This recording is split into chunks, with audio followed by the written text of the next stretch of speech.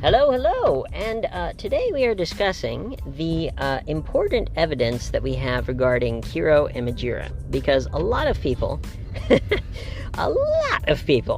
Doubt the information that we have, yes. Yes, doubt the information, and I find it very funny because, you know, we've seen all of this before. Make the right turn on Little River Turn. A couple times. A couple of times, yeah. The information that came out about Kiro, everyone in his fan base doubted it. Everyone. And then, what do you know? It all turned out to be true through many, many, many pieces of evidence brought forth by many, many people. And so, in terms of Kiro, the evidence is pretty straightforward. I need a Kiro. I need a Kiro. We absolutely do not. Just to be clear. And the evidence regarding Kiro is so straightforward. Only a painfully strange and let's just say not smart person would film himself having sex with an animal and then post it online. Well, he's an idiot. A little bit. Unfortunately. And Majira, let's be clear, Majira is more savvy than Kiro. Not much more savvy, but more savvy than Kiro. Majira did a couple of things that Kiro did not. One, as far as I know, he didn't film himself having sex with his fans. I certainly hope not. It's on Pornhub, don't worry. You know... it probably is on Pornhub. To be fair, I wouldn't be surprised at this point, considering that he sent me a sex tape. Oh, he did? By accident. Yes, he did. Now, it happened to be with Treble Van Doren, who, again, a notorious person in the furry fandom. We've talked about him on the podcast before. But Treble, a person accused of stealing many, many thousands of dollars from Lemon Brat. The case was dropped in court, so who knows? I'm not a court. I'm not a lawyer. As I say... It got dropped because it got expensive. Yeah. As I have said many times on this podcast, I am not making any type of legal claim because I am a journalist. I am a journalist in the same way that a journalist does not make claims. A journalist reports on the facts. That is what a journalist does. And I am doing my best to report on the facts as I see them. So, what do we know? We know for certain that Majira and Kiro were best friends. Yes. At the time of the leaks in 2018. Now, to be fair, to my knowledge, to my recollection, Kiro does not mention Majira in the leaks, which that is definitely a point in Majira's favor. According to Majira, he had no idea. I don't know. The evidence, in my opinion, is rather questionable. And to be fair, it is possible, as I have said many times, it is possible that Majira did not know. But Kiro says that he would never have a partner who would not know about him being a zoophile. And we know definitively that Majira has sex with all of his friends. And we know that Kiro has sex with all of his friends. They're furries, of course they do.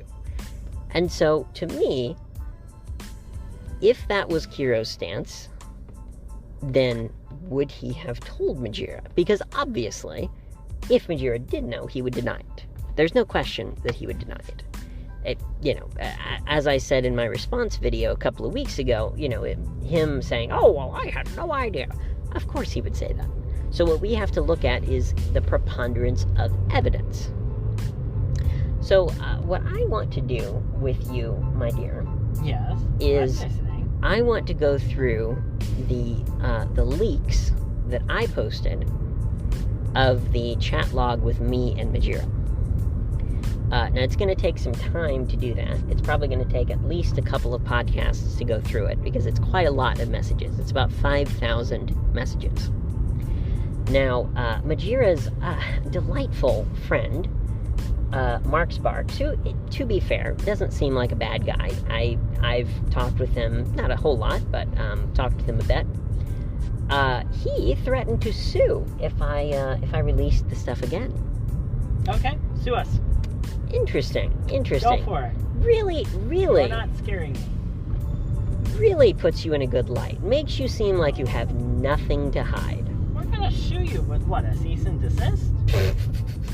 Yeah, sure. So, okay, you can sue us. We're going to release the information anyway. right. Go for it. So, Mark Sparks' claim is that it is illegal, supposedly, to release his personal address because he is a employee of, I think, the Navy or something. I don't remember. Sure. I don't remember off the top of my head. I don't believe you.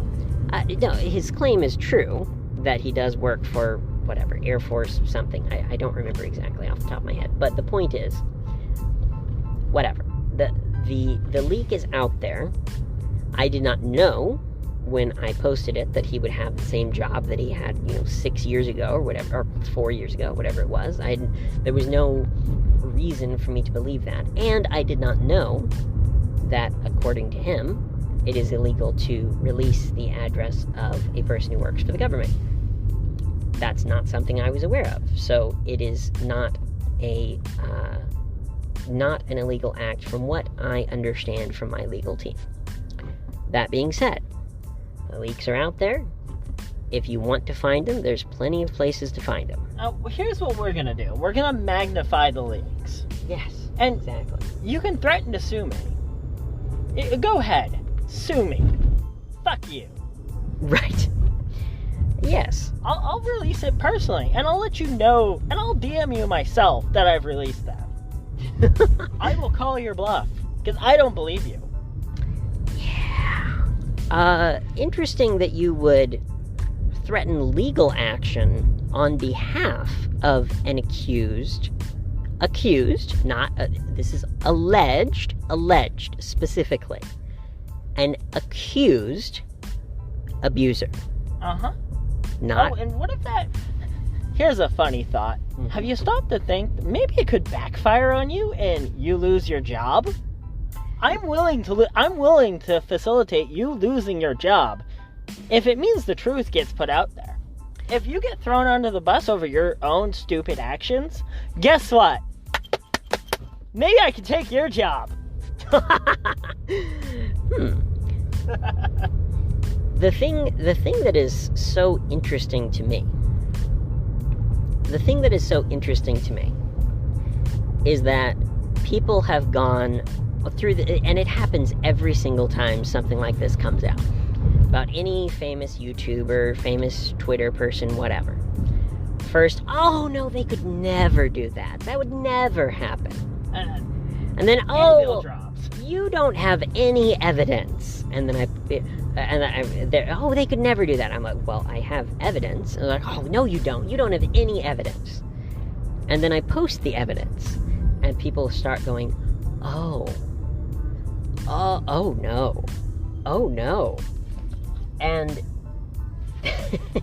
and then people start attacking me.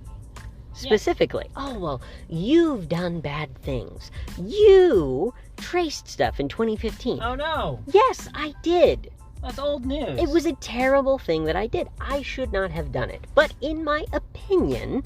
We're journalists, honey. In the opinion of the courts, it's not a big deal because the statute of limitations has expired. And so... In 1 mile, make a left turn to stay yes, on the street. I did something that was wrong. But that does not mean that Majira coercing me for sexual favors years after the fact of the bad thing that I did, it doesn't negate my story. Just the same way that, this person that was, this person that had sex with Harvey Weinstein, she does porn. So that means she wanted to have sex with Harvey Weinstein. It's like, oh my fucking God. Okay, let's get back on topic. one moment. I'm so tired of these like, oh, well, you. Okay. Please listen to the evidence or read the evidence and decide for yourself. Because the simple fact is I am putting it out there. I'm putting out what I know. And people seem to forget that I know all of these people really well. Oh, you don't know me, says Majira. Sure. After we exchanged 5,000 messages. Sure. Yeah. Sure. Believable. Absolutely. In addition, I knew Kiro really well. Not as well as I knew Majira. We didn't exchange nearly as many messages. I'd have to look and see exactly how many, but I knew Kiro pretty well before the leaks. Now, thank God, I did not participate. I didn't know anything about the horrible things that Kiro was doing. In fact, I wish I did, so I could have exposed it earlier, but, I didn't. The fact is that when people have power, if they are not mature with that power, they will find ways to abuse it. Oh, yeah. This happens in every community. This happens in every fandom. This happens in every political system. Make a right turn on Ingle Place. And Make a right turn. I look to people like Beta Ada Delota, who is one of the more popular furry YouTubers, but not, super, super popular, like Majira. And in my opinion, he is one of the people who is doing the right thing. He is kind to his fans at conventions. He's approachable at conventions. He will talk to fans. Even if he's busy, he will stop and talk to them and take a picture. That's doing it the right way. Doing it the wrong way is approaching your fans for sex, Majira. Doing it the wrong way is just fucking around and making sure that, fucking around and not making sure that you are protecting yourself and your sexual partners. I am trying to protect the people of the furry fandom from someone who is well known by the conventions, by the staff, by the YouTubers, well known for soliciting sex from fans, well known for trying to use his power to get sex. That is coercion, and if not illegal, it is very creepy and should not be conscionable in the fandom. So, my proposal to you is, let's spend some time, whether today or over the coming days and weeks, let's spend some time going through these logs and figuring out the truth. What do you think? It sounds great. My Labrador is very, very intent on finding his next delivery, so I know that he is as enthusiastic about this as I am, but that is our soapbox for today. And we hope that you will join us for the rest of this series, where we expose Majira for the very creepy person that he is. Again, possibly not illegal actions. Possibly. But possibly illegal. Let's find out. We'll keep you posted.